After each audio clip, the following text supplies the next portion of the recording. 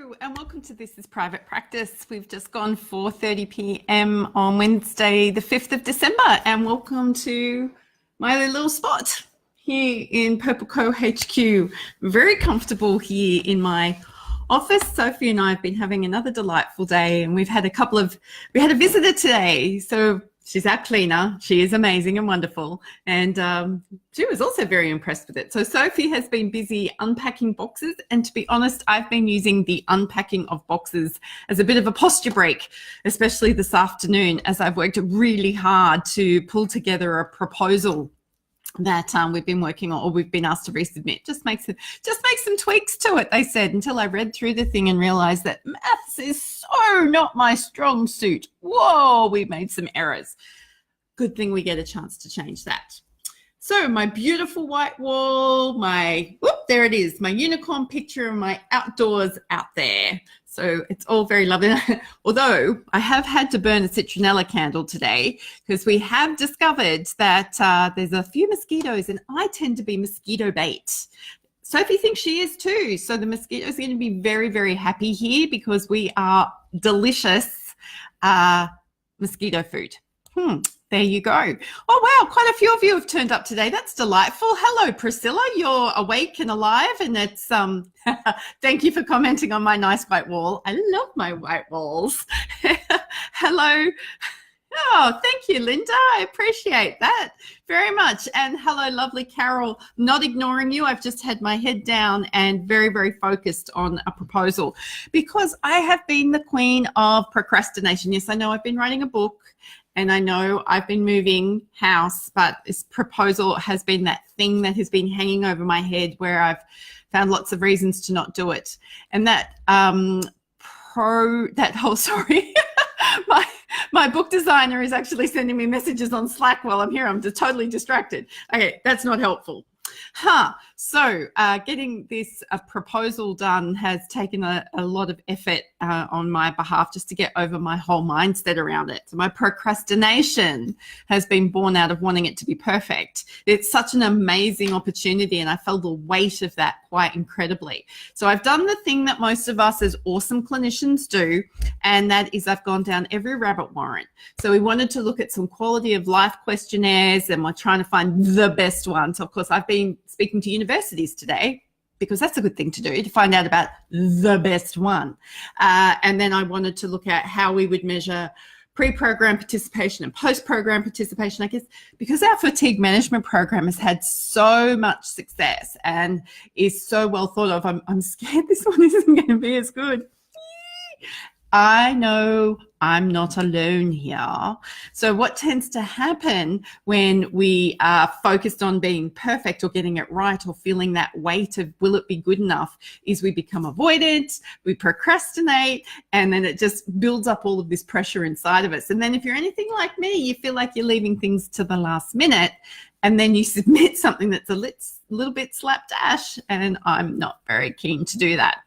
So it's not finished, and I will be working on it for a few hours again tomorrow. No, Carol Rose, I am not ignoring you at all. I've just had my head focused in this much bigger piece of work than I was expecting.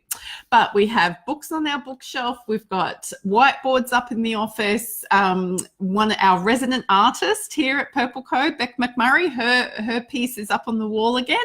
And we've unpack so many boxes. So when the recycling man comes this week, he'll be very, very excited to take away our boxes, which is very, very cool.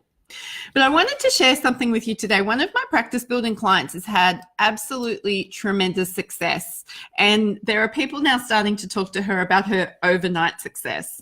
And we were laughing about that today because we've been working together for 2 years. And in the space of 1 month, she signed on 7 retainer clients. So it's a little bit different model than clinicians who sell per session. She sells a retainer package type of service delivery. And we've been working on her marketing, we've been working on her sales conversions, we've been working on how she presents herself and how she turns up, and her brand, which is essentially how people experience you and how you want them to experience you. And the things that we've came up with today is why she has been so successful is she's allowed herself to be seen. So my awesome friend Nicola wrote a book about this called Visible, in case anyone's interested. However, you need to be seen. You can't just put stuff up on the interwebs and expect people will find it. You actually need to be in front of people, have a consistent message. And that leads me to the second piece. After you're being seen, you need to be consistent. You need to be consistent in how you turn up. You need to be consistent in who you are when you turn up. You need to be consistent in your messaging. I learned very early on, well, actually I didn't. It took me a long time to learn it. I was trying to sell all the things to all the people all of the time because I had so much I wanted to help people do and achieve, and all that did was confuse people. And I still think my Joe Muirhead website is quite confusing. I'm working on that simplification project, but it might be a 2025 one. So we want to be seen, and then we need to be consistent. Then you need to be present. This is the project that she has been working on for most of this year, is when she turns up and meets people, whether it's through a Facebook interaction or an email, she's not distracting herself by all the other things around her. She used to do that. And she used to be unfocused, and she would respond to people with what now feels like a half-hearted measure. So making sure that you're present and fully engaged and on the person who's in front of you. That's what we do when we're out talking to people and networking with people or building relationships with people. We need to convert that energy to an online experience, because that's how people are scoping us out and deciding whether or not they want to work with us. And then just having a social media post that's a link to nothing or to something without giving people an indication why they should watch it or why they should read it or why they should engage in it, what you got out of it, is kind of pointless. I'm not sitting there looking for things that you posted. I'm sitting there wanting to know why you think it's a good idea for me to look at something. So be seen, be consistent, be present. And the last thing is do the freaking work. I am so impressed with her. It's Frances Harvey, if anyone's interested. She has worked hard. She has worked hard on herself. She has implemented the things that we've talked about. She's allowed me to hold back her bright, shiny object syndrome that she can go into. And I have made sure she has completed the projects and stayed true to the commitments that she has made herself. I thought it was a really important reflection for all of us today. And she won't mind me using her as an example because she's an incredible human being. So the 4 elements that we came up today with her overnight success is to be seen, to be consistent, to be present, and to do the work. So if you are looking for a framework to help you move into 2019, you could have vision boards and goal setting. I've got an awesome goal setting workbook if anyone's interested. But really, you just need to focus on those 4 things: to be seen, to be consistent, to be present, and to do the work. Because you can imagine under each of those headings, there's going to be like a plethora of subheadings for you to follow as well. But it doesn't have to be complicated. But I want to help everybody understand how someone can look like they're an overnight success, which is awesome. Oh, hey, Robin Custer, it's lovely to have you on the live today. Carol, you knew it was Frances because she was your old boss. Yeah, she's come a long way, I would think, since you guys worked together. Anywho, we have also discovered here at Purple Coat, because the train line isn't very far beyond my fence line, and there is a train that comes through right on 4:30.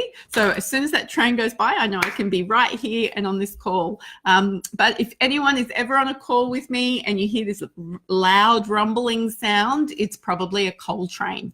Yes, coal train here. Sometimes it can feel like it's running to my lounge room. Apparently, I'm going to get used to that. So this is Private Practice. Looking forward to talking to you tomorrow, when I will have been knee deep, ankle deep, maybe neck deep in my proposal, because I am determined to get it finished. It needs to be resubmitted. So here's to overcoming procrastination and perfectionism. And Jen Schultz, thank you for your feedback. They're perfect 4 things for you to focus on. Stick them on a whiteboard or on a piece of paper in your office and make sure you keep coming back to them. What are they? Be seen, be consistent, be present, and do the work. Here endeth the sermon. All right, everybody, I'm going to go and probably reread what I just wrote in my proposal because, perfectionism, and I will talk to you soon.